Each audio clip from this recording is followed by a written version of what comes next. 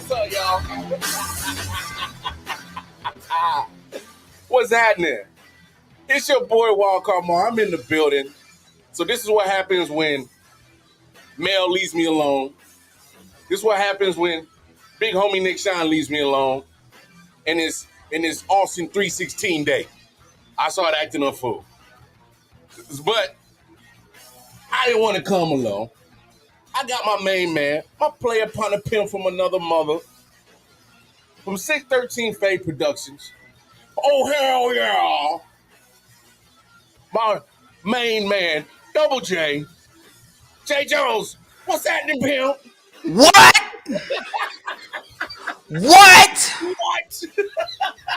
What's happening with you, Shawty? What's happening with you, my boy? Man, I'm living good, man. How you doing, man? What? What? I had to act the fool. It's 316 day. I was like, Of course. I was like, oh, shit. I was like, oh, it's 316 day. Oh, I already know what I'm about to do when I come in on the show today. I'm about to act a monkey. Got to. It's so cold on the day, dog. And that's just the bottom line, because Wildcard Mar said so. Oh, hell yeah. Give me a hell yeah. Yeah. So as always, I'm the Wildcard Mar. This is I.O.W. Sports episode 230. I got my special guest, a co-host with me, Double J, Jae Jones of the Man Cave Sports Podcast. Hey, man, Jae Jones, let them know where they can find you at, pal. What's up? Yeah, man. Of course, right below my name. Unfortunately, I didn't put the Twitter part there, but that's my Twitter handle right there. What a hell of a way to start it off. But you can type in Poppin' Fresh 25, Jae Jones. Either way it goes, you'll find me on Twitter, Jae Jones on IG, Facebook, TikTok. Follow everything. TikToking. Hey, you know what I'm saying? I'm out there Millie rocking and all that with it. Dance. Yeah, man, just hit us up, man. Hit me up, 613 Faye Productions, YouTube, Facebook, 613 Faye, DMV on IG, man. Y'all make sure y'all holler at us in the sports group, the Man Cave Sports Group. Make sure y'all join ours, I.O.W. Sports Priority there, as well as Man Down. So yes, sir. Definitely. And let's talk sports. Holler at them as well. Yeah. We do a great collab shout with out, Let's Talk Sports for sure. Yeah, man. Yeah. Shout out my man G Money, Soul Man, Mike, everybody 613, the Facts Crew. Make sure y'all check them out. Episodes drop Friday. And make sure y'all check out my homies, my brothers in the Four Corners of Wrestling podcast, J Will, Mel, Quavo, Soul Man, Foes Up, Quads Down. Y'all know what it is. Y'all know 613, holla at us. Yeah, man. And then of course, y'all know y'all can always catch me, the Wildcard Mar, personally, Twitter, KC Wildcard Mar, or Facebook, Instagram, Wildcard Mar, and hey, I.O.W. Sports Network on Facebook, YouTube, and of course the Instagram. That's where we find all the content. Like, share, subscribe, spread the word. And I want to drop this news to you because if you ain't paying attention, like this whole I.O.W. 613 Faye Productions, Man Down, collaboration, podcast game takeover is something serious, and we're serious about it. So it's so serious that I have gone from just a guest on the Man Cave Sports Podcast to actually being part of it. So dropping this weekend, season 3, man, it's going to be something beautiful. It's going to be something great. And matter of fact, hey, take a look what we got coming.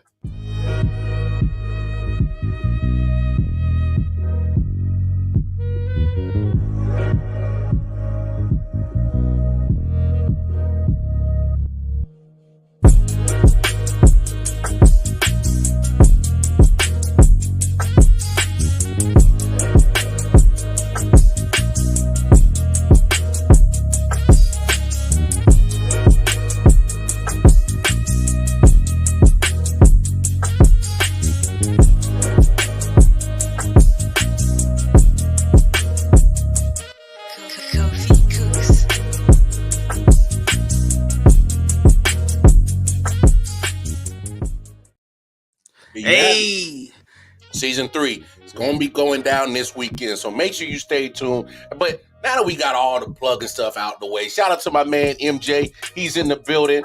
That's my our co-host. He be with me chilling it. He's in the building. MJ. Yeah, my man AP. What's up, AP? How you doing, man? My man AP. What up? Man, the only Commanders fan that I know. So I mean, you know a few more. It's a few more. It's rough out here for these street Commanders fans, right? Yeah, I can't laugh at too much, man. It's a little rough for me too, man. But I mean, I didn't want to bring it up, but I'm a realist, bro. I'm a realist. I'm a realist. Nah, we'll get into that because obviously there's a lot of NFL talk that needs to be discussed. Some free agents getting signed, trades going down, people retiring. It's a whole bunch of madness. But speaking of madness, it's March Madness, baby. Woo. You gotta love it. You got to love it. And I love March Madness because obviously the NFL, that's when the new season starts. Pretty much the new calendar season, I should say, for the NFL starts. Of course, you got baseball right around the corner. You got NBA going into full gear. Playoff push time. I like hockey. I watch hockey. I know black folks do watch hockey. yeah. I'm with you. I haven't been. I gotta do a little bit better though. But yeah. I gotta do better, but I do watch it. So there's a big game coming up this weekend, Saturday. You got the Rangers and Pittsburgh Penguins. That's probably one of the biggest rivalries in hockey. So I'm gonna definitely watch that. Hockey is getting into playoff push along with the NBA. Those two seasons pretty much parallel to each other. But March Madness is the key thing happening in March. It belongs to the NCAA men's and women's basketball. Now, I don't know about you, Jay, but I'm going to be honest. I probably won't watch too much of the women's tournament. I'm going to watch some. I'm going to watch the female Gamecocks of South Carolina because they are the favorite for sure. And now back me up if I'm wrong or back me up if I'm right. Here's the deal with why I won't watch too much of the women's tournament is because you don't see as many upsets in the women's tournament. They do happen, but you don't see as much in the men's tournament. It's because I think with the women, like their ranking is more precise. So if they're ranked number one seed, they're damn good for a reason. They really are. You know what I'm saying? So it's like you don't see a shit ton of upsets. And I can't lie, the way that Dawn Staley has been building that program in South Carolina, she is really doing something monstrous that's going down there in South Carolina. And she's making her own mark. She's making her own way. And I know South Carolina's the favorite. I'm having a hard time seeing any team that's going to knock them off their throne. So that's why I probably won't be watching too much of the women's tournament. How you feel about the women's tournament? Nah, from what I've seen and observed, I agree with you. You don't really see a lot of upsets. South Carolina has been dominant for the most as far as I've been watching. They're on the field now. They won it last year. They're the favorites to win it again this year. You got LSU with Angel Reese, and you got I like Caitlin Clark at Iowa. You got some star power in the women's bracket, of course. But like you said, it's not really too many upsets. But UConn. But I know Paige is out, and I know Fudd was injured, so I don't know. I know Paige is not going to play, but I don't know the status on Fudd.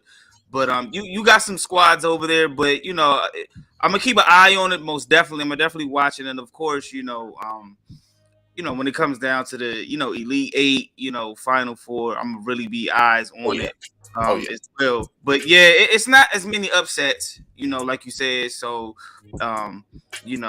but it's March. And you never know. Anything is possible. Anything is possible. Straight KG style. I'm telling you. Man. I agree with you on that point. Like, anything is possible. You never know what can happen. Hell, Caitlin Clark might just like shoot the lights out and go straight to the national champion. That's a she. That's she It's a bad, possibility. bruh. Yeah, It's cause not possible.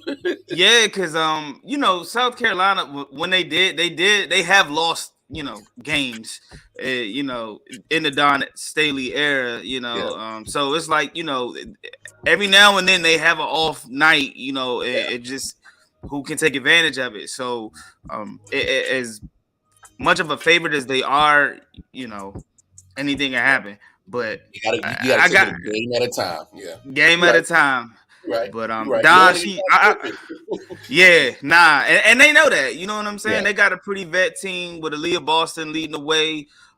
They got some ballers over there. But I want to see what happens when they leave when not when Aaliyah leaves. When Aaliyah Boston leaves, because I feel like she's been there majority of Don Staley's tenure at South Carolina. So Yeah. once she leaves, I'm interested to see if they can still keep that dynasty going. And I think Don. It's funny that you say that. Yeah. It's funny that you say that because it's. I love Dawn Staley. I'm not going to take nothing away from her. Nah. And I'm ready to start putting her up there in that conversation with Kim Bulky, Gino, and I'm ready to. But you just hit the nail on the head. When Aaliyah Boston leaves, are you still going to be able to get these top recruits? Because Gino Auriemma, track record speaks for himself on recruiting. Kim Bulky's track record speaks for himself on recruiting. And so if Dawn could still stay on that same pedigree with them in recruiting, South Carolina is going to be there with the UConns. And we could never forget Kim Bulky. She's at LSU, so I'm pretty sure they're going to have a good squad too. So we'll see what happens. I think she will. You know why? Because everybody likes a winner, right? Everybody likes a winner, and then you put NIL deals into it and things like that. So those top recruits, they seen her track record, they seen her pedigree, they see what she has done, and they gonna want to be a part of it. So they gonna come. Oh yeah, I'm with it. They come, but it's all about the men's tournament. Man, don't be mad at me, bro. I did not fill out a bracket this year. I did not. You know what? And G gonna be mad at me, man. G gonna be mad at me. So we had a bracket. We had a tournament. We if you were part of it, appreciate it. If not, we're gonna do it again next year. So I filled out a bracket for our particular, our tournament, our podcast group. And for whatever reason, I went to go check it. That shit said there was no bracket available, bruh. I said, yo. So I don't know. I didn't hit save. I know you was hot because my thing is it take you a minute to fill out a bracket. Yeah, man. And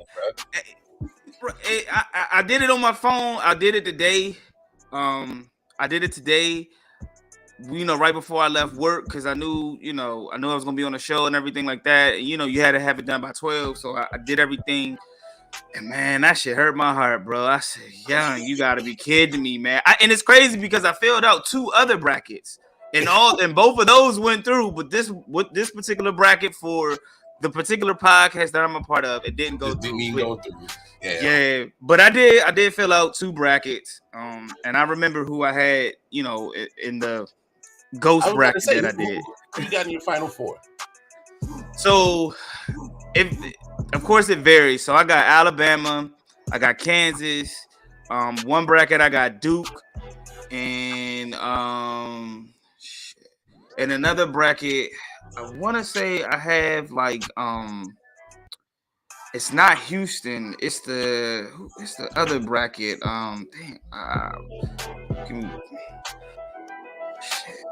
I know that's what I'm saying. That's why I didn't fill out a bracket. It's in Texas. Okay, that's what it is. So in one bracket I got Alabama, Kansas, Duke, and Texas.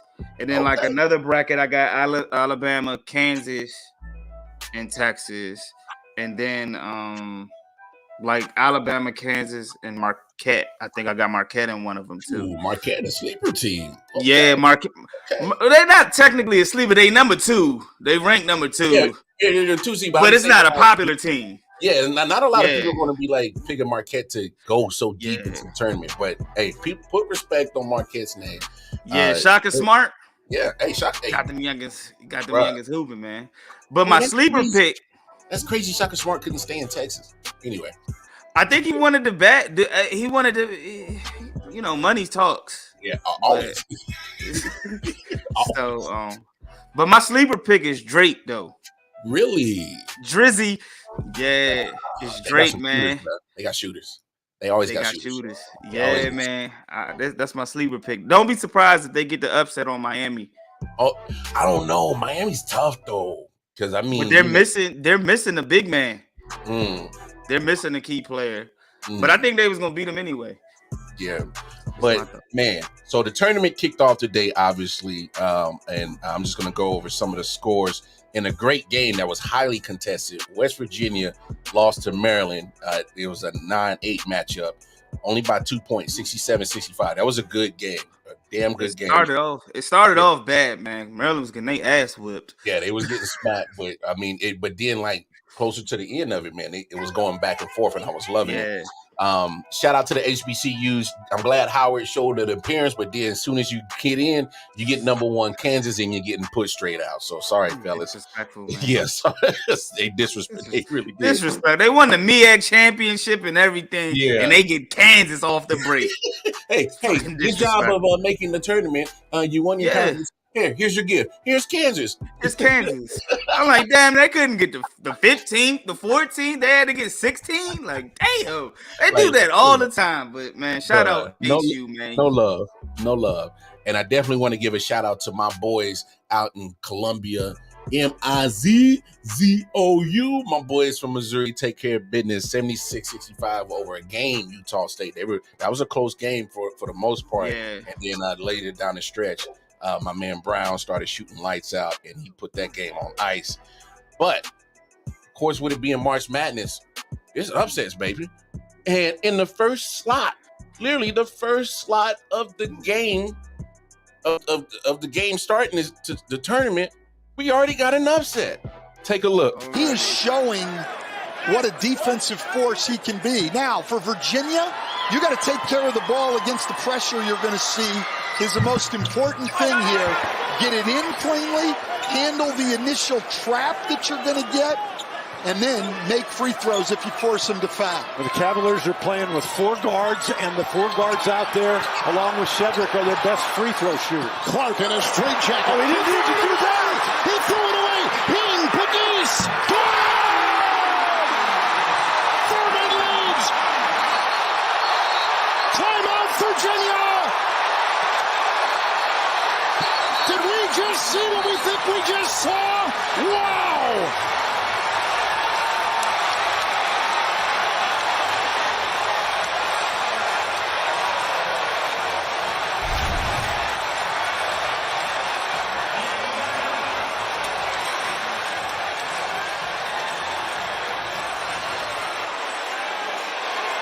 Kihei Clark thinks he can throw the ball down the court and run the timeout, but as soon as that pass is intercepted, now suddenly you have a scramble situation. Virginia cannot set its defense, and another big basket by Foster. Or that wasn't Foster, that was Pegues.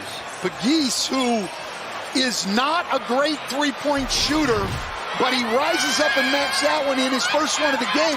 But inbound, 2.4. They added a little bit of time. It's Beekman. Good if it goes. Furman is one. Yeah. Bruh. Man, that's embarrassing, bro. And only only reason why I say it's embarrassing is because homeboy heaved it, and he went. If he just stayed calm, he had a guy literally leaking to his right side, wide open, and he didn't have to throw that heave ho. Man, Jay, man, break, man, give me your thoughts on that, bro. What's going on, bruh? You can't do that, bruh. Like I don't know if that's worse than the Chris Webber timeout call, bruh. Like, bruh. Look, I'm in the DMV area, man. So Virginia is, this isn't the first time they've lost been upsetted in a tournament. If you don't remember, they were number 1 and got upsetted by the number 16 team. Mhm. Young, you can't. So, Mark, they threw the ball. He heaved it. Youngin from Furman caught it, hit the 3, and called a timeout. Why you just didn't call a timeout when you was double teamed? Like, yeah, like, and I know they young, you know what I'm saying? Like, I don't try to get on youngins too bad. You know, Yeah. it's something that he's going to have to live down for the rest of Man. his life. That's going to constantly be played every March Madness. But, man, I didn't even think about it that way. He's going to get reminded about that every March. Everywhere. Like, bro, he going to be in a grocery store. They're going to be like, oh, no, don't heave the bread over. You know what I'm saying? Like, bro, like, he's going to catch hell everywhere he goes for the remainder of his life, you know, for the rest of his life, man. And it's tough. And, you know, he made a really bad play. Yeah. And, you know, I got sons and, you know, they playing ball. And I just try to tell them, you got to know, you got to have basketball IQ. You have to know what's going on in the situation, man. I mean, he could have thrown the ball off of one of the players and let the ball go out of bounds. You had a timeout. You could have called a timeout. Like you said, he had somebody else open if he just could have remained patient. I mean, he could have just held there and, you know, maybe they get a jump ball or something. Like, you can't heave just a Hail Mary pass, bro. He just like, chucked it, bro. Yeah, man. Like, like, no regards, bro. Like, Hail Mary. Like, you remember the game 500? I don't know if you played the game 500 where you got the guy that throws the ball. He just throws the number. He's like 400, and he just throws the ball up. That's what my man did. He just chucked it up, bro. Like, it's a horrible play, man. I hate to see, you know, guys, you know, lose a game like that, man. But it just, you got to remember, you know, you got to keep you cool in situations like that, and you got to know what's going on, man. Got to keep you cool. You got to, cool. Man. And it's crazy. It's crazy because, like, in the same retrospect, look, like, I'm like you. I'm not going to trash youngins. It was a mistake, a costly one, but you know, like you said, got to stay cool, calm, collected. But I'm gonna give Furman credit. They stayed cool, calm, and collected, and I gotta give them credit on that trap. That was genius. That was defense. That was beautiful. Hell yeah. I mean, because if you really watched the game, for those who really didn't watch it, Virginia pretty much controlled this game.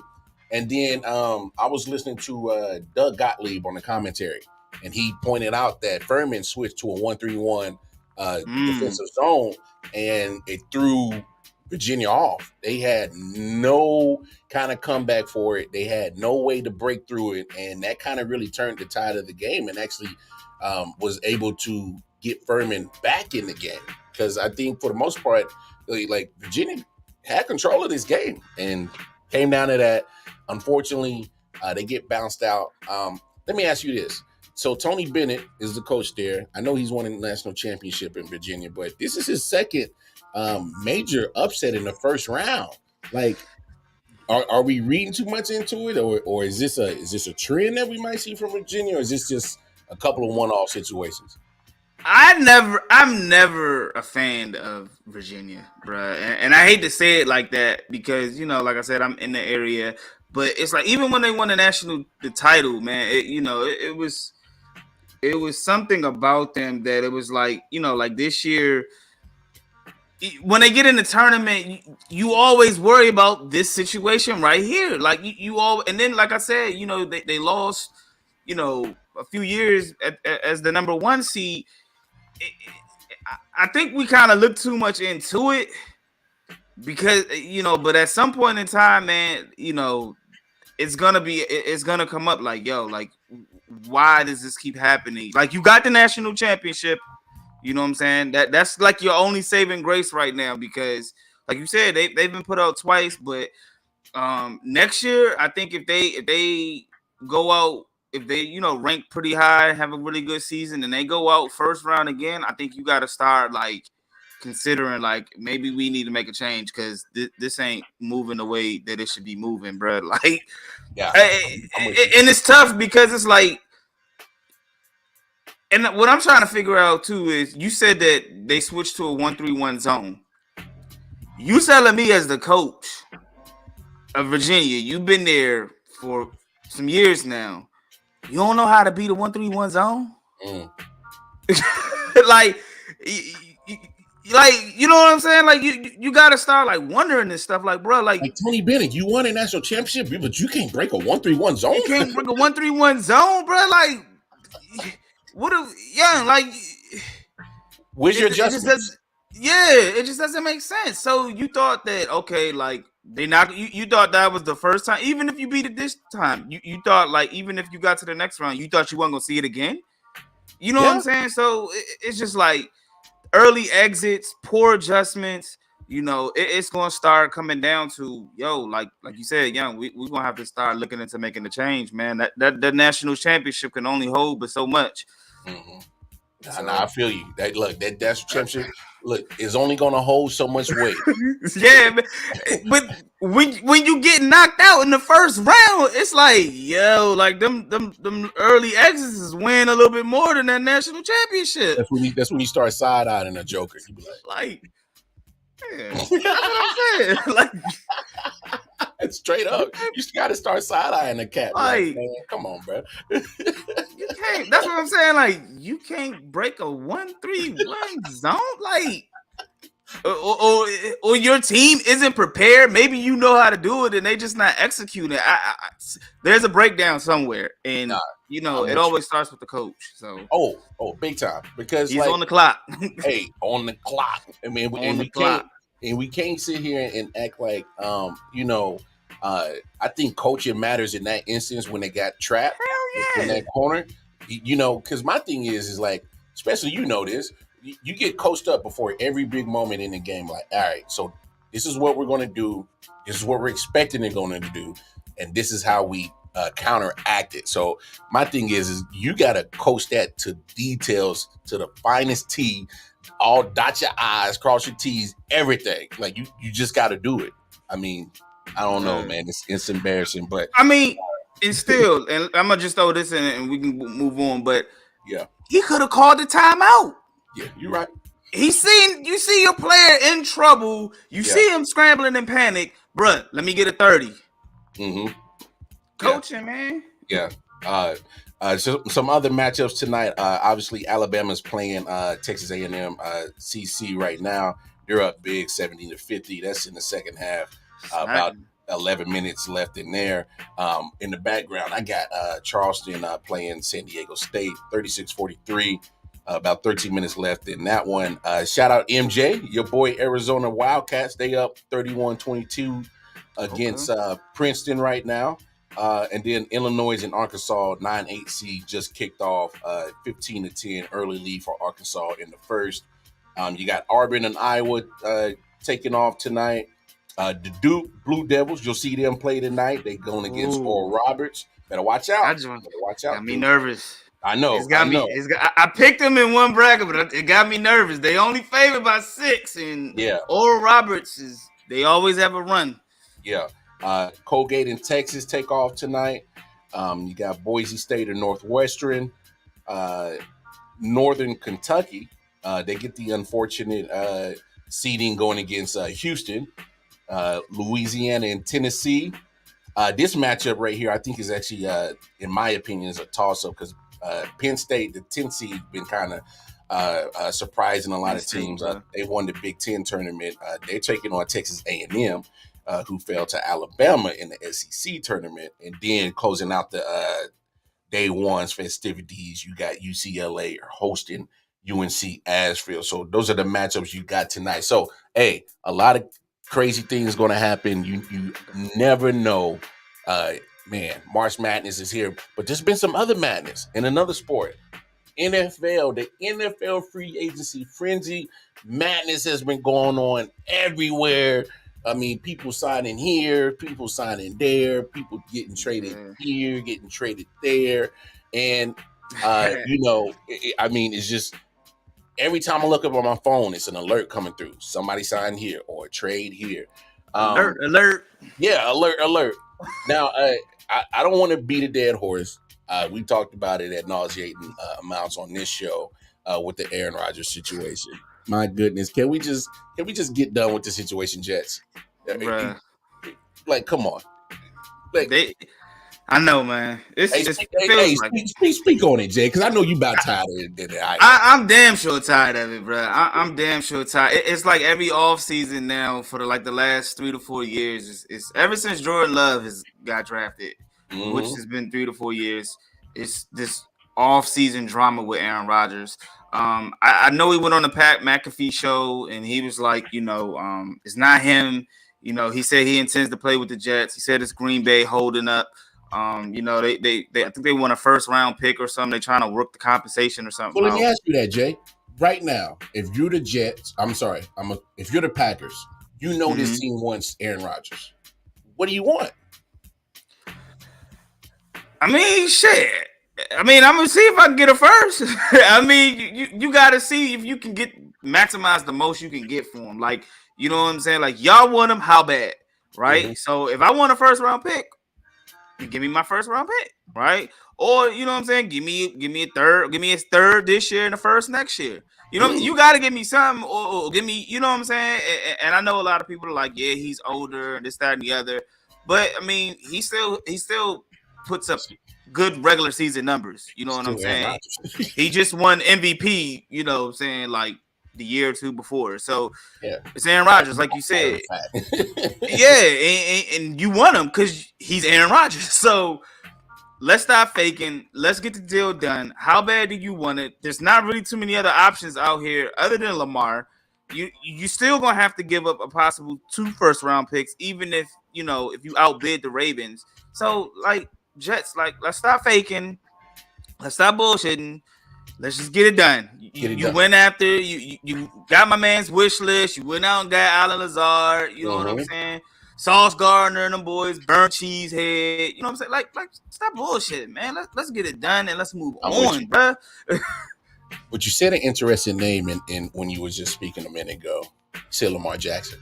And so for those who didn't catch the late night owl show with me and MJ last night, I threw out a take and I said this, and I'll let you respond to it, Jay. I pretty much said last night, with this whole ordeal of trying to get Aaron Rodgers, and you still haven't had it come through yet. At one point in time, as a Jets organization, do you say, "All right, we got you, we got your wish list, we gave you Alan Lazard, and now we're trying to get a compensation with the Packers." But at one point, do you say, "All right, we're not going to get this done. It's taking way too long. Oh, there's a quarterback that doesn't want to be in Baltimore anymore. Oh, he just needs an offer sheet." So my take is why not explore the offer sheet with Lamar Jackson? Because check it out. You're going to give up compensation for Aaron Rodgers, primarily in picks or in players. And over the next 2 years, Aaron Rodgers is due guaranteed $110 million over the next 2 years. Ooh. So not only are you going to give up compensation to get him, you're going to have to pay him. So my thing is there's really not that much of a difference than going after Lamar Jackson, because you're going to also have to give up trade compensation to get him. And you're also going to have to pay him. Now, I just think the roadblock for Green Bay seems a little bit more than what you would have to do with Baltimore. Because the only thing roadblock you would have to really worry about is if Baltimore will match it. And my thing is, once the offer sheet is already matched or isn't matched, you already know what you're expected to pay Lamar Jackson. Now it's just compensation. So then to me, the process will be smoother, quicker, and get it done with.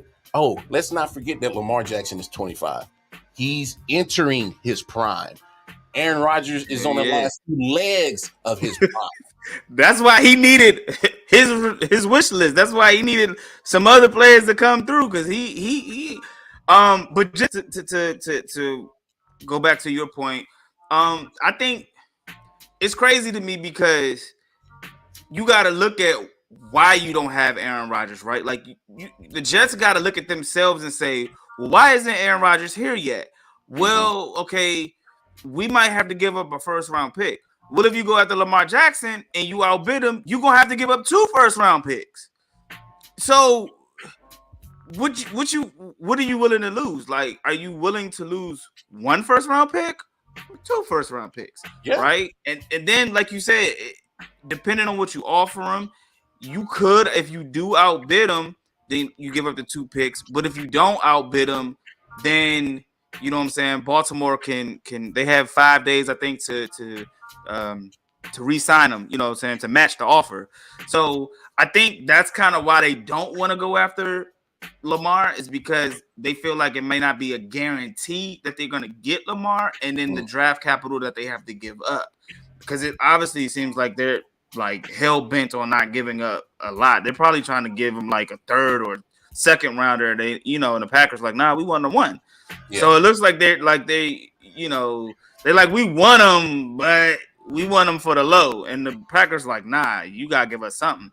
So I think, like I said, with Lamar, they already know they probably ain't gonna be able to pay him, for 1, and 2, because they're gonna have to give up more with Lamar with the 2 first-round picks than rather the 1 with Green Bay.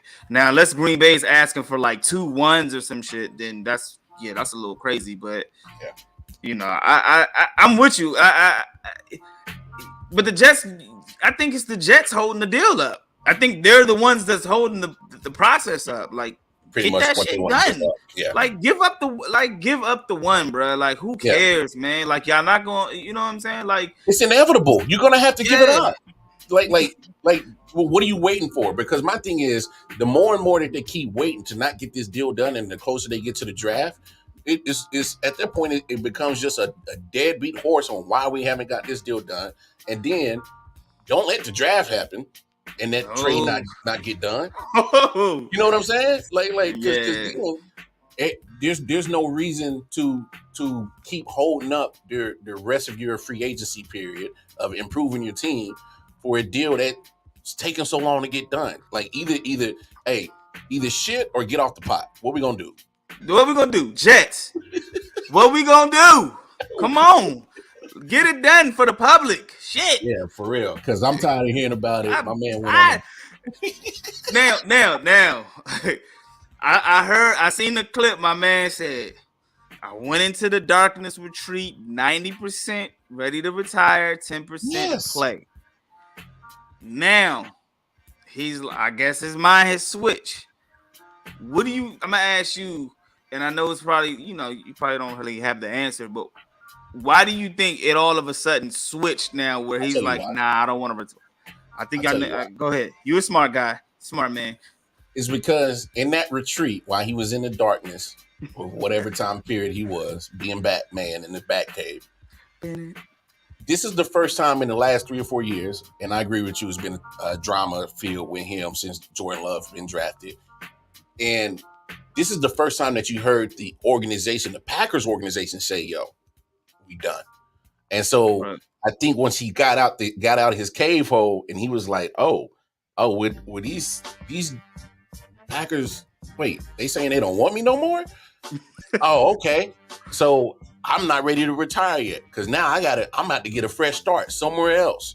And I wanted to be the Jets. So I think that's what changed his 90 to 100% in, because now he's feeling, they don't want me no more. You, Otis, I'm David Ruffin. He's feeling real David Ruffin right now. So I think that's what kind of changed his mind on that whole percentage of retiring and playing. That's my guess. I don't have nothing to back it up, but is when you see that all of a sudden you've been holding a franchise hostage for 3-4 years, and it's been held up primarily for you, and then now they pretty saying much, man, we done with it. Now that mystique of that power that you once had, you like, I ain't got it no more. Well, let me find a way to get it back. So in his mind, he thinking, well, let me go to another team, show up and show out and ball out. But here's my thing, Jay. Even if he gets to the Jets, which whenever they get the deal done, he still is not the favorite quarterback in the AFC. Tell me I'm lying. Ain't nobody the favorite quarterback outside of your boy. Pat my homeboy, man. Hey, he definitely ain't the best. Nah. I don't even know if he's the best quarterback in that division. And not this on the Jets. I mean, don't get me wrong, it's an upgrade at quarterback position. I get that, Definitely. but we still got to put into account of how that team is going to look after you get Aaron Rodgers, because you're going to be missing draft picks. You might be missing players. Because if I'm Green Bay, if I'm giving you Aaron Rodgers, the last piece that you truly need to be one of those teams to contend to get to the Super Bowl, I'm not just going to give it to you for nothing. You're going to have to come on something. So we got to take into account on how the Jets are actually going to look after the trade. But the Dolphins have gotten better in free agency.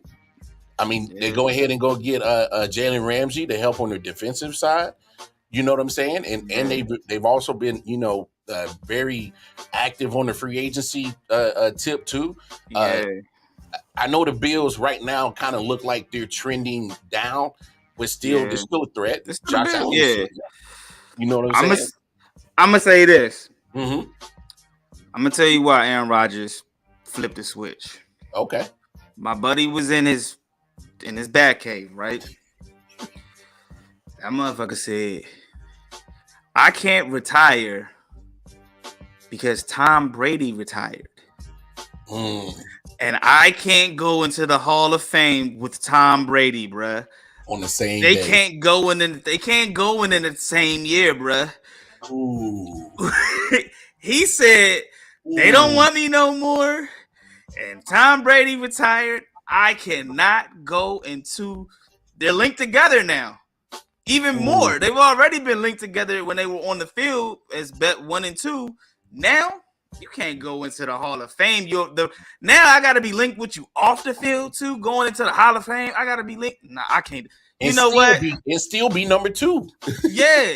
So I never thought of it that way. That's a good point, bro. Ben Roethlisberger said, I am so glad Tom went back for one more year.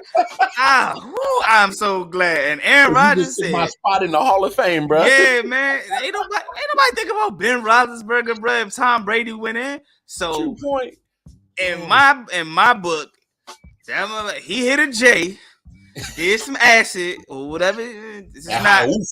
Yeah. Because he said he do some psychedelic, stuff, shrooms, whatever. I don't know, but he realized, yo, I can't go into the Hall of Fame with Tom Brady.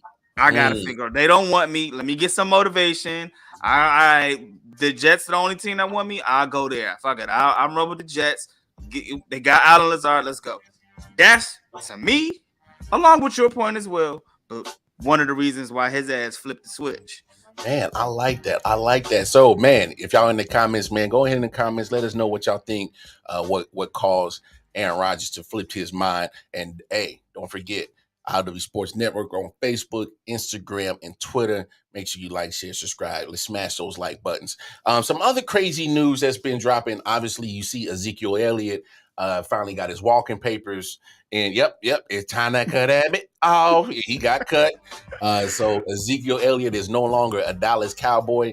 I mean, I'm pretty sure you probably feel the same way. That was inevitable. It was bound to happen. Yeah, definitely. Here's something interesting that I thought about. So unfortunately, your squad has put it out there that there's a big tank in the backfield named Derrick Henry that he's on the trade block. So I'm a rebuttal once you finish. I know you are. All right. So imagine this and how Jerry Jones is and what he portrays. I wouldn't be surprised if Jerry Jones literally calls Tennessee and says, hey, what kind of draft picks y'all want for that old big hog back there, Derrick Henry? And then Tennessee responds and Jerry Jones goes, well, I'll be down. That's all y'all want? Well, let's take him. We'll get him.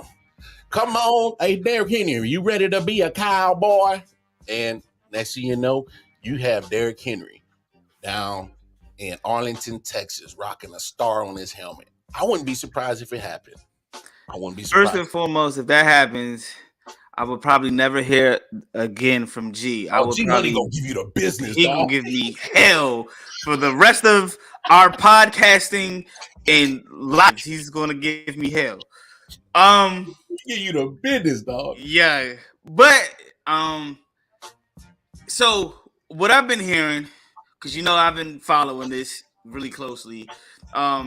Tennessee, from what I've been hearing, they haven't really been actively shopping Derrick Henry. They haven't shopped him around. They've been listening to offers, right? So they're not like, hey, he's on the block, come get him. So, but if something nice comes across the table that make you say, then it could possibly happen. I'm bittersweet. I'm torn on it because I understand both aspects of it. It wouldn't be a bad move for Dallas because they don't have a legit running back on the roster. Tony Pollard won't probably be ready by week 1 or week 2. He's probably going to be out for the first half of the season. So who will fill that void? I thought they would have went after David Montgomery, but he signed with the Bears. No, he went to Detroit. He went to Detroit. I'm sorry. Yeah, he left the Bears. He went to Detroit. I kind of didn't understand that. But we talk about that. And then I thought they would have went out to Jamal Williams. And he went to New Orleans. So I guess, and then I was like, well, maybe Miles Sanders will go there. He goes to Carolina. So I was like, your options is running low. Yeah, like, okay, maybe they go draft somebody.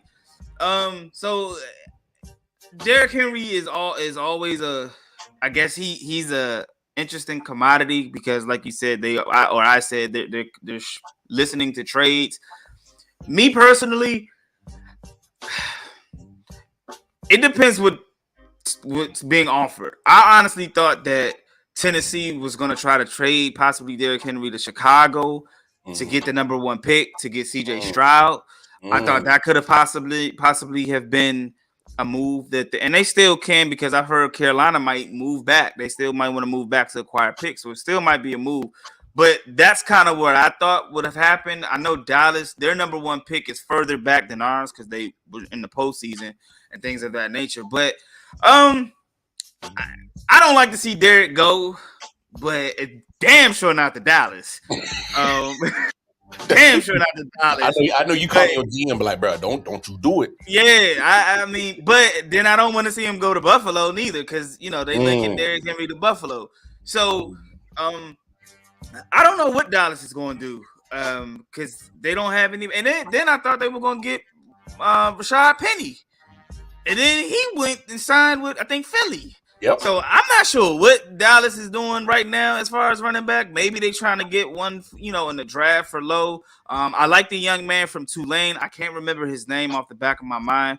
I know a lot of people are high off Bijan Robinson from, Texas. Yep. From Texas. But I don't know if he's going to be available by the time, Dallas picks. But I don't know. Just Derrick, I hope we can keep him. But I do understand if he gets moved. Yeah, that's crazy. It just got to be for the right shit, man. You can't let him go for the bullshit. Be for the right price. You can't let him go for what the Rams gave the Dolphins for Jalen Ramsey. Like you can't do that. Like you gotta give me something worth my while. It's got to be franchise more than the 3rd round, bro. Nah, come on. Yeah. So, I'm not surprised Zeke got cut. I knew that shit was coming. Yeah, that shit was coming. This shit was Combo coming. Zeke. It's crazy because me and MJ was having this conversation last night, and he brought up this. So if they don't get Derrick Henry, what's wrong with going getting Austin Eckler? Because on Monday we reported that Austin Eckler was he requested a trade because he couldn't get a contract extension with the Chargers, and the Chargers granted him permission. So it's like, all right, go find you a trade partner.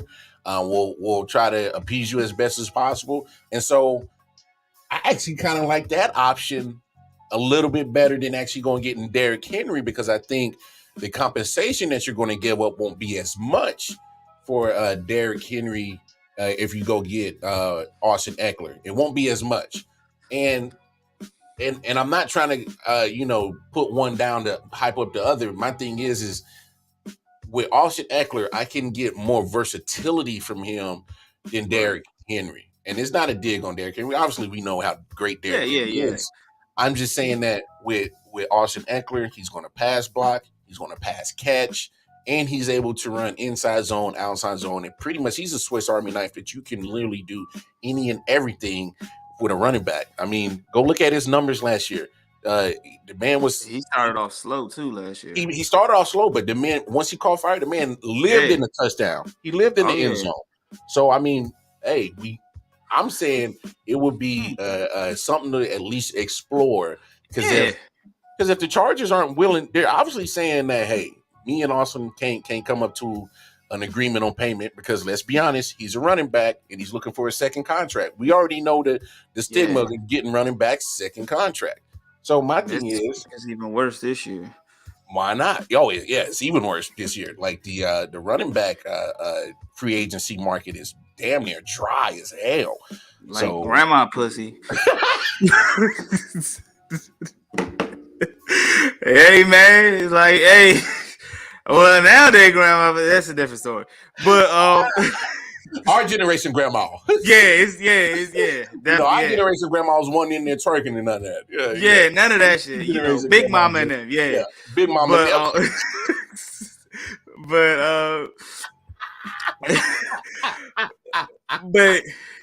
oh shit. You gotta Dallas definitely you gotta pick up the phone. Call them. You gotta call. You gotta see what they asking for. You got a running back that wants out. You gotta see what he want. What they want for him. Now this is my thing. Mm-hmm. When Tony Pollard gets healthy, mm-hmm. I think he's on. Did they pay him or is he still on the 1 year? They franchised him, right? Yep. So do you let Tony Pollard walk next year or do you pay him? Because they're kind of like the same players. They both are Swiss Army knives, right? Because they both can catch out the backfield. They can do the same things. Now, the durability of both of them, because Austin Eckler has injury issues. Tony Pollard is coming off of a major injury. Yep. So I think you kind of worry about the physicality because you don't have that big bruising back. I mean, you may not need it. You know what I'm saying? We've seen like your boys, you know, Pacheco and those guys, you still can run through the tackle. So if you pay Austin, does that mean you're getting rid of Tony? That's interesting. It's very because they both do this. They both give you the same thing. Yeah. So that means somebody be the odd man out, and that actually goes to AP's comment because I think you're right, AP, and that's why I brought up the whole Zeke leaving and bringing in Derrick Henry comparison because those two running backs are more similar to each other because they are power backs, and so getting a power back like a Derrick Henry and having either Austin Eckler or Tony Pollard being that reverse opposite of being that elusive Swiss Army running back, you get that 1-2 combo. And I think another point that I want to make about the option of getting Derrick Henry and why it makes sense is because, he had the foot injury last year. And I'm not saying he had a down year this past season, but it wasn't Derrick Henry-esque like we're accustomed to. Right. But help alleviate some of the wear and tear on his big body by having him in a dual running back committee where his second running back that's comparing 1A, 1B. Yeah, 1A, 1B. I think it works out. We'll see what happens. Well, for my hope, I don't hope that works out. But I'm gonna throw another name out there for you. Yeah. Kareem Jackson from the Browns. Kareem Hunt. Damn, I'm tripping, man. Kareem Hunt from the Browns. I think that's somebody that they should go after. He wants out of Cleveland. I think he's a free agent. And you can still get that. You still get the power back, and you still get the Swiss Army knife of catching. And you got Tony Pollard. You can ease him back into things, and you got your 1A and 1B. I didn't even. This is why he does what he does. I didn't think of that because I totally forgot that Kareem Hunt was actually available on the market, and because the running back market has just been so dry, and I didn't even think of that. I didn't even think of that. That's actually a good move. I like that a lot. Kareem Hunt, man, and you can Dallas. You can. If he's a free agent, you just gotta offer him the right contract. If I think because I know he wanted out of Cleveland last year, and they didn't want to trade him. So if you got to trade for him, you can probably get him a third, or you know what I'm saying, something Fourth low. or fifth. Hell, at that point. You can lowball him, and you still get the Austin Eckler, Derrick Henry combo, Mm-hmm.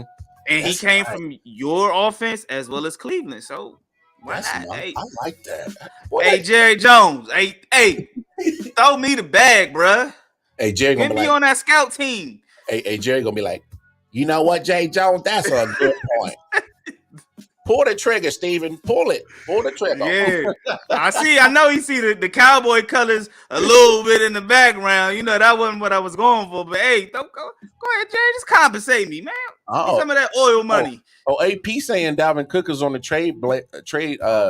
block. I haven't heard that. Now, if that is true, that does make a slight of a difference. But the only thing that would scare me about getting Dalvin Cook is he's shown sometimes during he'll miss like 3 or 4 games at a time. So I'm a little bit leery on that as well. So, but Dalvin Cook, when he gets to cooking, he's like his last name. That boy could cook. Yeah, but who? I know they got Matt. What's his name? Matheson, the backup running back. I don't know if that's a smart move for Minnesota. I mean, if Dalvin was out, I'm not sure why. Because I know it's kind of a throwing pass offense, but that's the NFL. But if that's true, I'm interested to know why he wants out. I haven't heard that yet, but I have been watching March Madness all day. So I've been watching. If you Dallas, you pick up the phone on every one of them except for Derrick Henry. You can pick the phone up. Everyone. Austin Eckler, Kareem Hunt. If Dalvin Cook is on the block, holler at Dalvin Cook, man. Leave Deuce alone. leave my homie alone, man. Leave the king alone, man. Deuce alone. Leave my man alone, man. Go on, get now. Y'all done beat us. Go on, get now. So here's the crazy thing about free agency. You want to make sure that you as a player maximize on your dollars, and I'm all for that. Maximize on your dollars, get your money, and then you see the tactics of GMs and owners who kind of play this business game. So last year, Orlando Brown Jr. He's playing in Kansas City, bet on himself, didn't take the long-term contract from Kansas City. It was like a 6-year, $123 million contract with I can't remember, it was $30 million signing bonus up front. And that was last year. So they weren't able to come to agreements. He goes, gets the franchise tag, plays under the tag for $16 million. So yesterday, he signs with the Cincinnati Bengals for 4 years, $64 million. But he gets $31 million signing bonus, the most for upfront for a lineman. Now,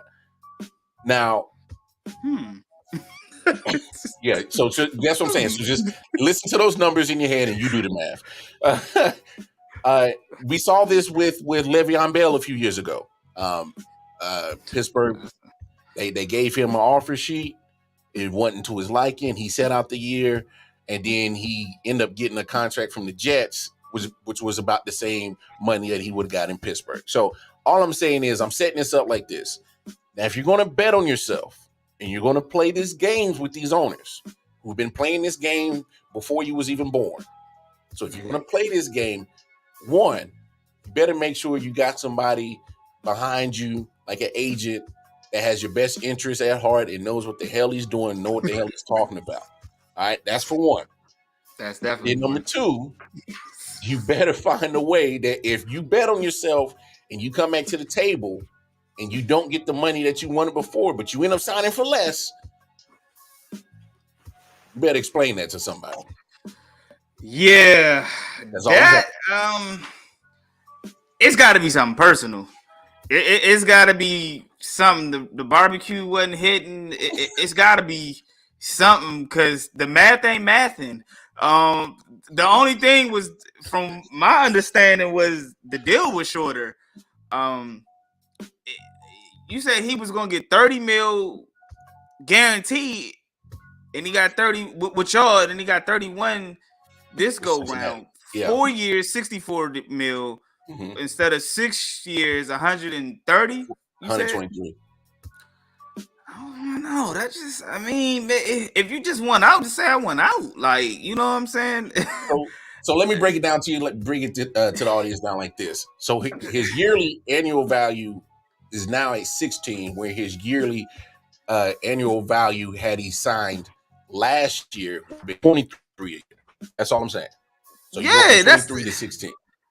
it's a little different. What is the tax difference out there and a little different? Like I'm trying to figure it out, man, because like you said, like I just don't Now, understand. man down Like, sports, it was good for Brown for the upfront money. It's good for Brown for the upfront money. But I'm saying, like, once the guaranteed man dollars thing. are done, you go from 23 million yearly to 16. So it's like, I don't. like Is he I'm just saying, married? if you max out that contract, no, I don't think he is. Like, But I'm if trying to figure out, was there like a wife influence, family influence? Like, I I'm will just say trying to this, think. so Is let me he? shed light on some of your concerns, because he didn't get an agent late into negotiations last year. Look, I'm being serious. He did not have an agent the whole time. The Chiefs and him were trying to get an extension done. He ended up getting an agent late into the process, and then the tag deadline came up. So literally, like weeks before the tag deadline came up, he got an agent. They weren't able to get a deal done, and so he played on the 16-year tag last year. That's why I Uh, said, one, you you make sure you got you somebody gotta, that knows what they're yeah. doing and going to have your best interests at heart. And you need to have that agent as number one priority. That's all I'm saying. So, Yeah, to me, and that kind of goes with Lamar. I don't say Lamar isn't worth 230, but I think you just got to get an agent, man. You know what I'm saying? Like like you said, these owners been doing this for a while, and they're not trying to really negotiate no large contracts with these young African American football players. And I don't want to make it sound like it's a race thing, and I'm not trying to make it sound racial, but to a degree, it is a it's little true. racial. You know what I'm saying? Like, if Orlando Brown, like you said, would have had an agent, you know what I'm saying? If he knew he was gonna get franchised, he should have probably got an agent right before, right around that time. I think you say he may have done, but he should have got a agent, like you said, that was gonna represent him for this period of time, because that just doesn't make sense. And I'm sure he could have got more money had he went anywhere else. I mean, I get it. Cincinnati is a contender. You got Joe Burr, over there, but if he did it for financial reasons, it didn't make sense. And that's just a lesson, for a lot of young athletes coming Yeah. up, man. Like, it's a business. You know what I'm saying? If your business ain't right, you're gonna come out on the short end of the stick. Yeah. So I And wish him the best. I wish him the best, because here's the thing, and I think this is why, I agree with you, man down, Mel, on this part, that it wasn't bad for him, because he may not have gotten the more money staying in Kansas City with the longer contract, but he gets the shorter contract and gets the bigger lump sum up front, and it's a 4-year deal. And by the time this deal is done, he'll be 30, so he can go back in 4 years, and if he balls out for the next 4 years, stay injury free, he can come back in 4 years and literally name his price. So, But go no, ahead, go ahead. no, go ahead, go ahead. No, go But ahead. he couldn't have an agent to negotiate that in Kansas City. Like, if you wanted the shorter years, just go for that's where your agent comes in. Hey, look, man, we don't want no 6-year deal. We want a 4-year deal. Mm-hmm. You know what I'm saying? And then you probably could have got a similar deal to what you got in Cincinnati and Kansas Possible. City. Unless there was something more going on. Like I said, unless you really wanted Yeah. out of Kansas City, you know what I'm saying? Family, you may have wanted to relocate, whatever the case might be, your personal reasons. But it's not a bad deal. I mean, he's still getting his No. bag, but I mean, It, it, hey, and just to share some more light, so obviously, the Chiefs signed Jae Jones from Jacksonville the other day for I think it was like a 4-year, $80 million contract, $60 million guaranteed. So his yearly average is 20 years, $20 million a year. So it would have been a cheaper deal. He signed a cheaper deal than what they offered Brown last year. So Right. to a certain extent, I think the Chiefs are starting to, I mean, look, they've been 5 straight AFC Championship games, 3 Super Bowl appearances, two chips. So they're that team that they're not looking to blow a whole bunch of money on certain pieces where they're going to spend money on their core pieces. That's Mahomes, that's Kelsey, Mm-hmm. might be a player here or two or there, but for the most part, it's that core nucleus. So Yep. to a certain extent, I will fault my Chiefs that they're being cheapish because you're thinking, hey, we're going to keep having this success because we have the core piece. We got Andy Reid, and everybody is going to want to join our squad because it gives you a better opportunity to get a chip. So I Mm-hmm. will I will throw that caveat in there because I'm under the understanding that Orlando Brown wanted to stay. He was starting to build relationships in the city. Him and his Mm. lady, who I follow on Instagram. She's beautiful. They had a kid, and I don't know if they're engaged yet, but regardless, he was starting to set roots You down in you know a lot over there, man. You've been Hey man, scoping. hey. Like she went to school at such and such Hey, school. hey, hey. Hey, but it's funny because I saw her first before I knew he was coming to Kansas City, so I didn't even know that they was linked up. Hey, But anyway, I but feel you. I feel you. but it's it's that part of that business that comes with Yeah, these owners. They're going to have a certain market value for you, and you're going to have yeah, your own, and you hope that you can get your point across, and that they pay what you think your value is. I mean, that's just yeah, the nature of the beast. And if you to really speak upon it, like you said, look at the Lamar Jackson situation.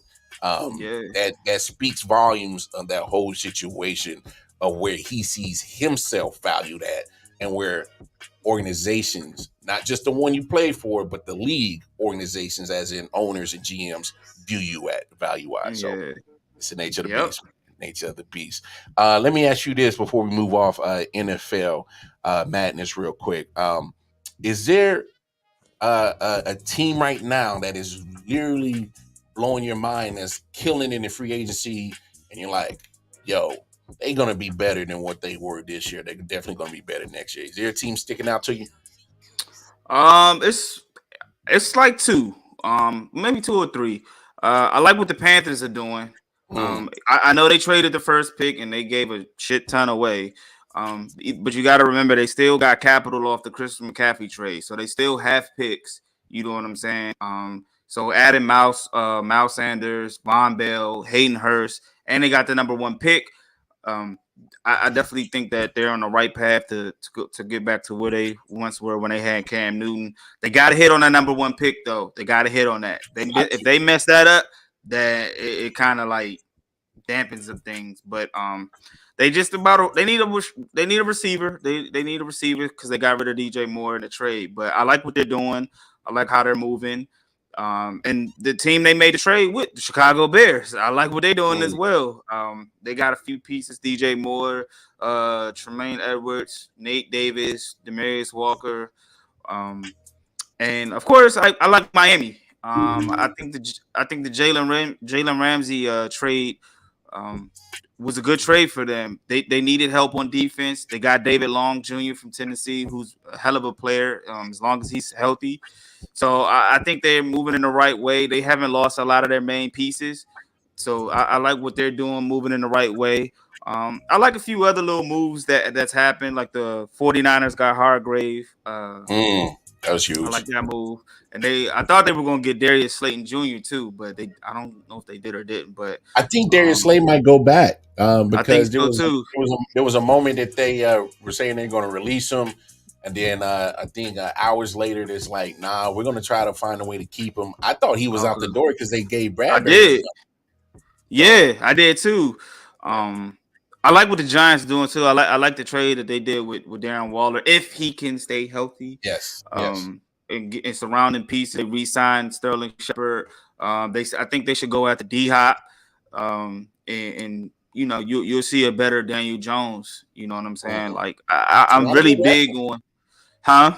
Surround them with weapons. Yeah, I mean that's what Jalen Hurts was missing. You know, Jalen Hurts was coming into the season on the hot seat, and I always said you can't, give him some weapons. And they got AJ Brown, and they went off the rockers. Same with Justin Fields. Get him some weapons. You got DJ Moore. I'm telling you, he's gonna have a better year throwing the ball than he did his whole NFL career. So same with Daniel Jones. Y'all just paid him. Get him some pieces, man. Kept Saquon. Yeah. I saw MJ putting a comment. They signed another body to the wide receiver room, Paris Campbell. Oh yeah, they did. Yep. He's a solid wide receiver depth pickup, but it still has the ability that if you don't pay attention to him, he will blow the cover off your defense and will zoom right past you. Yeah. I'm with you. The Giants low key have been making some moves that I like. I saw AP had put in there Bears and the Saints. I'm agree with both y'all. Definitely the Bears. The Bears look well. I knew the Bears were going to make moves because you got all this draft capital, and they were one of the teams that had a lot of cap space too. So I knew that they were going to be very active in the in the free agency period.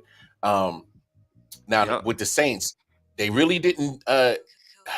They addressed a couple of things. So they get Derek Carr, which me personally, I thought the Jets shouldn't even entertain this whole Aaron Rodgers saga and should have went after Derek Carr and signed him because you were so close to being a complete team. You had a couple of injuries that stopped you from, being as great as you could be. Like lost Breece Hall, lost Elijah Vera Tucker on the line. You lost Mekhi Becton. So you had some pieces that were injured that didn't allow the Jets to hit their fullest potential. So I thought they should have went after Derek Carr, and you would have got him for $37 million a year. Hello, that's a steal for a guy that leads the Raiders franchise in just about every passing statistic there is. So $37 million a year, that's a steal in the quarterback market. So I think side note, I think that's going to bite him in the butt that they didn't sign him. But I knew he was going to go to the Saints because of the Dennis Allen connection. I just didn't know how the Saints was going to work it out because their cap space was bad, and I know they restructured. Terrible, bro. Yeah, I see they restructured Michael Thomas and a few other players and stuff like that. So I wasn't surprised because familiarity. So he went back home. So you're right because Dennis Allen did coach Derek Carr for a moment when I was in Oakland before they moved to Vegas. So best years. And then low key, I like the Jamal Williams pickup to New Orleans because I think Jamal Williams was living in the end zone. Was a great red zone threat as a running back, and every time you looked up, he was doing that little crazy dance in the damn end zone. Little hip thrust, getting fined every week. So little bullshit. He was getting fined damn near every week, and so I like that offsetting, like we was talking about with Pollard and possibly Henry and Dallas. It gives the Saints that same thing because we already know Alvin Kamara is the Swiss Army knife down there, and he's elite. So let's not let him get so much punishment on his body. Let's get a bruiser like Jamal Williams, who's a very physical runner, and you have that 1A, 1B combination. So I like that for sure. You add that to Chris Olave, who's going to flourish even more, and he's going to have a legit quarterback throwing it to him now. No more Andy Dalton. Taysom Hill. No Taysom Hill. Even though they re-signed Jameis Winston, but he got backup money. So you in the back. You in the back. Go ahead. I was surprised about that, man. Really? I was surprised he went back. I mean, I guess because he got hurt. So, but I was surprised he went because I don't think he's gonna play. Like, he said St. James is the code. So, I definitely think the Saints. I think them and possibly Carolina will be the favorites, depending on what Carolina does at quarterback. The Saints are definitely going to be the favorite in the NFC South. If Michael Thomas can get back to the old Michael Thomas we know, we grew to know, that offense is going to be. Don't hold your breath on that. I take that back. On paper. On paper. And Madden, they could possibly be decent because we've seen because we've seen teams be assembled and be some straight ass. So, Hey, bro. Hey, I love Michael Thomas, but I ain't never seen an ankle injury. Like this dude has only played 10 games in 3 seasons, bro. I I didn't ain't think never he seen would nothing go like back. I didn't think he would go back. I thought he was trying to force his way out. To be honest with you, I thought he was, man. But hey, he's still there. The food must be that food. I don't know if you've been to New Orleans, but the I food have. slapped down in New Hey, Orleans, bro. hey, it's that jambalaya, that gumbo, them damn A2 the damn Yeah, beignet. man. Hey, Michael Thomas said, man, I ain't leaving Hell out. did. He can lick Yeah. his fingers. Egg Zion. Yeah, you know, that food hit. I'm looking at shit. They gonna pay me? I might as well sit here. And we getting the quarterback. It ain't Drew Brees, but hell, I take Derek Carr. No. So Yo, shit. you said that's Zion. Yo, that's Hey, man. wild. That's wild. Now, one team that I think is really crap in the bed in free agency period is the Las Vegas Raiders, man. I don't. Raiders, man. They do Raiders shit, man. I'm so disappointed in myself that I picked them motherfuckers to win the division last year, man. I was so amped on the Carr and Devontae Adams connection with Waller, and that shit drastically failed, man. But I didn't I get it. Garoppolo goes back with Josh McDaniels. You know, and in the way that they did Darren Waller, like they traded him, you know, right after he got married. And from what I heard, Kelsey Plum said, like, or some sources stating that he knew about the wedding and leaked the wedding. Like, that's some cold sucker shit, man. Like, I lose all respect for Josh McDaniels, man. Yeah, like, he is I wish Devontae would have went somewhere else because I want them to fail as long as he's the head coach. Man, I feel absolutely terrible for Devontae because I'm like, bro, you just signed a major deal, and you got to suffer through this mess because it's like they're not going to trade you. They're not at all. They're damn sure not going to release you because they're already in you know, they owe you too much guaranteed money. And let's not forget, MJ brought this up the other night. These fools gave Gruden a 10-year, $100 million fully guaranteed contract. And after 4 years, this dude then talked his and emailed his way out of a job. And they still he's still on the books. Still on the books.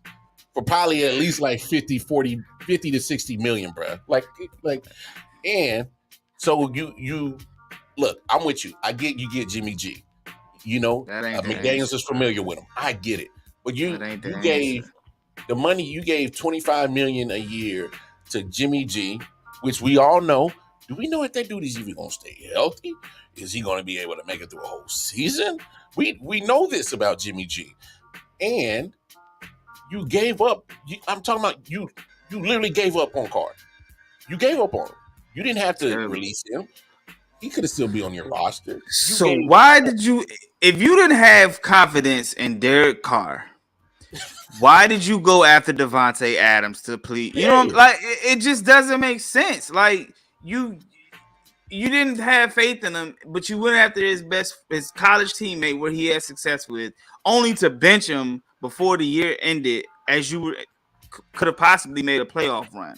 You seen what Josh Jacobs said when they traded shit sad when they traded Darren Waller. Shit sad, and it is. It is. I know he got to be shaking his head like. Okay. So the only move, well, because I look at the Waller trade in two different lights. I understand the trade because the last 2 years he has been showing some durability issues, and I get that. That's why you move off him because they're probably looking like, yo, the trend is going down on his body. Maybe it's time to move off. I understand that, but I'm also looking at it in the same way. And you know, hey, I think he got something left. The dude is 30 years old. So So why did you re-sign him? and the crazy thing is, and the reason why I didn't like the trade is because let's look at what Jimmy G does. When he was in San Francisco, who he liked to throw the ball to? But I'm saying he liked to throw it to tight end. You can't tell me that Jimmy G, and Darren Waller couldn't have that Jimmy G to Kittle connection. That'd have been a nice combination. Oh, and if they want to stop Darren Waller, I still got one of the best wide receivers in Devontae Adams. I just thought Come on, man. Hey, it's Lauren Hill. Lauren Hill said it best. It could all be so simple. Man. It Like can all be so simple. I don't understand. And then they about to lose the linebacker Denzel Perryman. Like, so you about to be even shittier on defense than you was last year. Oh, and the So defense, and that's the biggest thing. And I'm glad you said that, because here's the biggest myth that I need to get, like, just break down, that everybody likes to throw about the Raiders and Derek Carr. Oh, Derek Carr did this. He wasn't good enough to do it. No, go look at Derek Carr's whole career as a Raider. He was given absolutely nothing on defense. I know they had Khalil Mack for a minute, but that's Khalil Mack. He can't play your whole defense. He's a defensive end. He can't play your whole defense. He can't cover. So my thing is like the Raiders were just as bad at getting Derek Carr help on defense as bad as the Packers were giving Aaron Rodgers help on offense. So it was just that bad. It was overall, it's just they didn't do it. I'd have felt that the Raiders did an injustice to Derek Carr his whole career. Hell, even Gruden really didn't have that much confidence in him. I didn't understand it. So it's like they shitted on that man, dog. And I'm gonna throw this last take in there, man. They said that Derek Carr struggled every time he got a new offensive coordinator, he struggled to pick up the offense. Like it took him a little bit longer, I guess like 3 or 4 or 5 weeks to finally get on track. So when he did look bad is because he was still trying to get the understanding of the offense. Once he got it down, then he flourished. But as soon as he got one offense down, they fired the coordinator and brought another offensive coordinator in. So then he had to relearn. So, and I'm not saying Derek Carr is not a bright guy, but I'm just saying when you have multiple changes at offensive coordinator, that affects your quarterback, and of course that affects his play.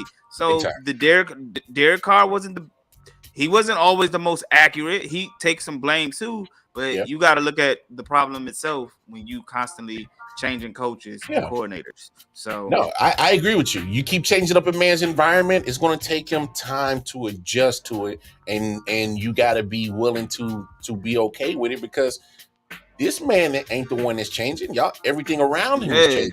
He needs an adjustment period, like any normal human being.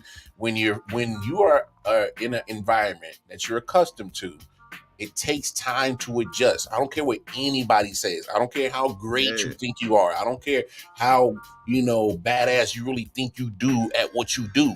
If your environment changes around you, it affects what you do, no matter what. I don't care what nobody say. That's a good point right there, Double J. And they remember, because they were saying he was an MVP candidate at one point a year or two ago. So I'm just saying. Hey, man. Hey, y'all stop shitting on my man Derek Carr, man. Raiders, y'all ain't did nothing but just go backwards. But whatever. It's all right. As a Chiefs fan, I love it. So y'all can keep going backwards. Saints gonna make some noise this year. I think they're gonna make some noise. Saints gonna be all right. Real quick, we're gonna switch it over because obviously John Morant finally spoke, and I'm gonna play his interviews now. It's 4 minutes. So bear with me. So we're going to get this popping, and we're going to talk about it when it's done and over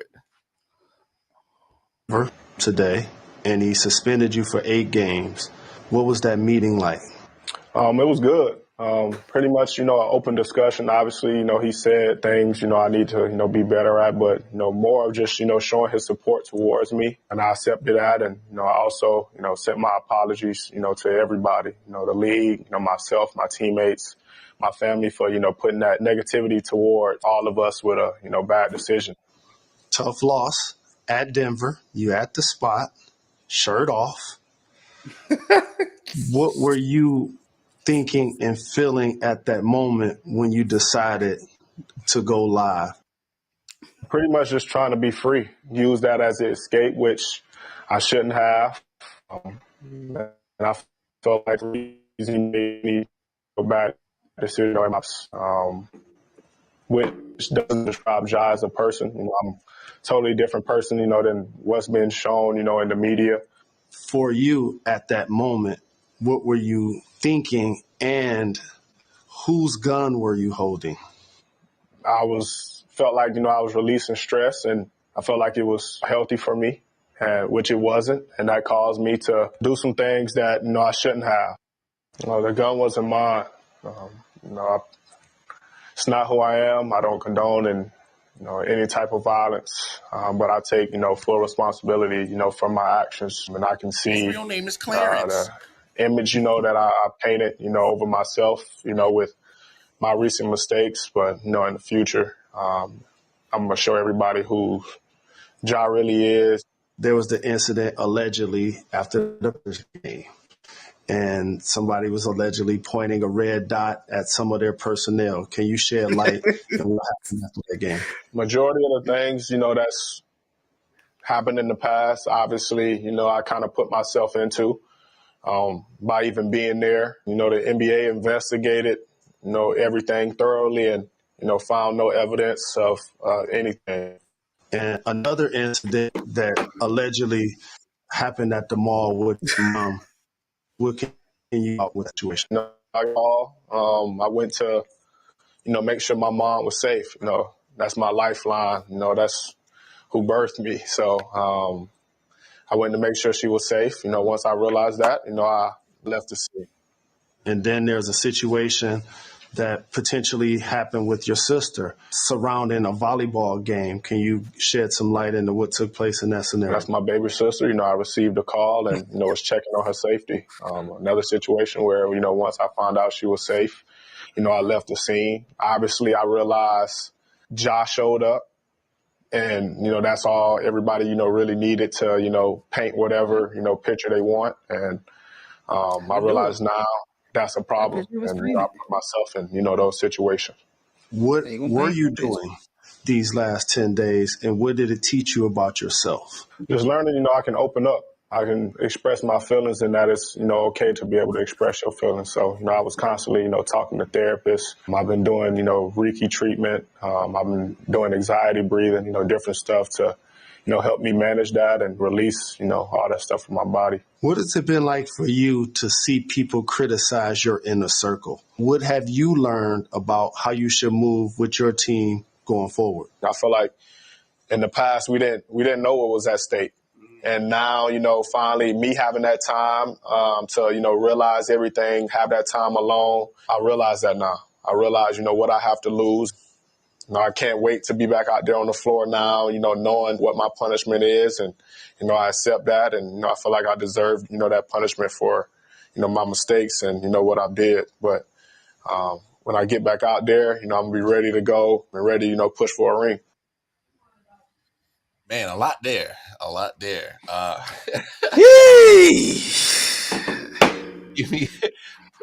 Give me your thoughts. Double J. I'm gonna say this, man. I'm ready to move on from this Ja Morant situation, man.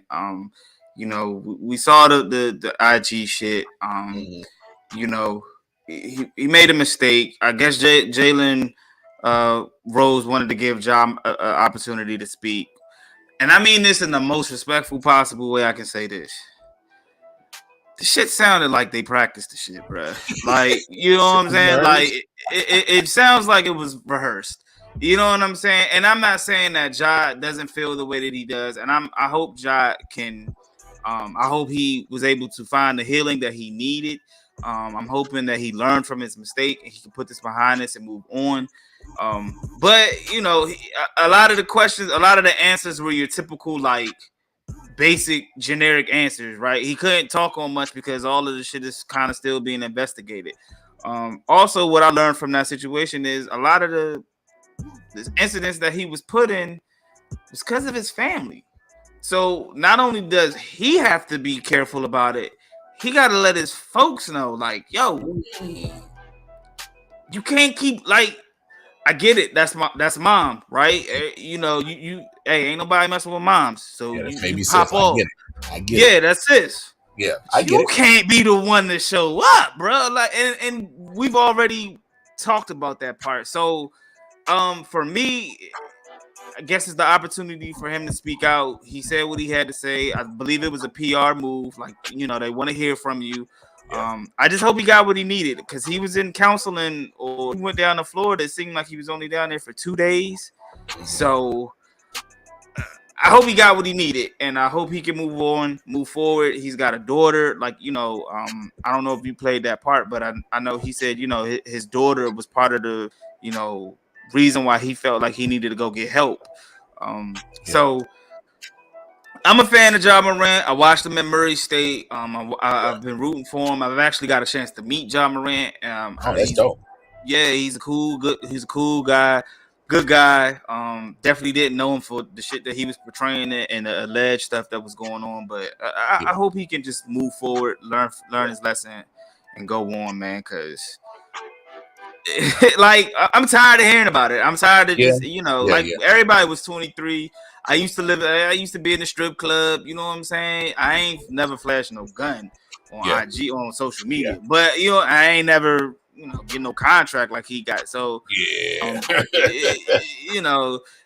said in the interview now he realizes that what he's worth and things of that nature. And I mean he's 23, so I mean you feel like you can lose it and get it right back, and that ain't the case. True. So True that. I hope he learned and can move on, but that shit did sound a little rehearsed. Yeah. I didn't really realize it until you said it. Like, kind of common denominators in situations is people's around them. It's just people's around them. So not just the people around them, it's this immediate family. Yeah. People's around them, immediate family. So I know he really didn't dig deep in when Jalen asked him, like, have people, criticizing your inner circle. He pretty much was like, yeah, we all realize what is there to lose. So hey, look, I know that the answer was generic, but at that point when he answered it that way, maybe the light finally went off. It's like, all right, hey, it's not just me and my peeps. We all got to calm down. We all got to chill out because he's providing generational wealth. And because we already know, we seen it 1,000 times. All these people that had money, and then when the money disappears, everybody disappears too. We seen that story a million times. Ja, if you ever catch wind of this, I don't want you to be in that situation where if the money was to leave, that you left with nothing, absolutely nothing. I'm like Double J. I wish the best for you. I hope that in this little 8-game suspension, you can take time, get with you and your peoples and point out how important it is that we all ain't, getting caught out in public doing something wild. Because he said it. Josh showed up, and that's what people saw. They wanted to take that narrative. So he now realizes that he is the narrative the moment that he shows up. So that's what I want you to take away from that. You the superstar. Yeah, you the superstar. You're the headline. You know what I'm saying? And he may not have realized his stardom. You know what I'm saying? When you a lot of people say, they used to go out to Target and Starbucks and they realize they can't do that no more. You hear that a lot. You know what I'm saying? Mm-hmm. But you've been playing basketball for a while. You knew you were talented. You know what I'm saying? But for everybody, it clicks different. I hate to see that a lot of people were attacking his dad because I'm a parent. I believe you're a parent as well, Mar, both being parents. And I know Cameron, I seen a clip where he was like, he got to do better. You trying to be cool and be his friend. But it's like when you raise your kids, you can only do so much for them once they get to a certain age. Yeah. You know what I'm saying? And I'm sure, I don't know his dad, and I'm sure his dad was like, dog, you got to slow it down, bro. Like, you got to chill. Yeah. So, and I just hate to see that people were attacking his dad and his family because you can't control your kids' upbringing. I mean, not the upbringing, but what they do as they're a grown adult. And Ja's a grown adult. He is. I just asked that Ja keep his shirt on whenever he goes to the next strip club. Keep your shirt on, bro. Hey, and don't hold the pistol like this, bro. Yeah, don't. Yeah, that's. When he did that, I knew he wasn't gangster when he was holding up like this. Like, I was like, that shit ain't his gun. Like, somebody was like, "Hey, man, hold this joint." He was like, "Yeah, I'm in the club messing with this." Like, nah, dog, that's not you, bro. Like. Hey, Ja, don't hold the pistol like that ever again. Yeah, please don't hold any firearm like that. Yeah, don't hold nothing. Because right now, that your people's in guns is what's getting you into this, man. So leave it. Man. Chill out on both.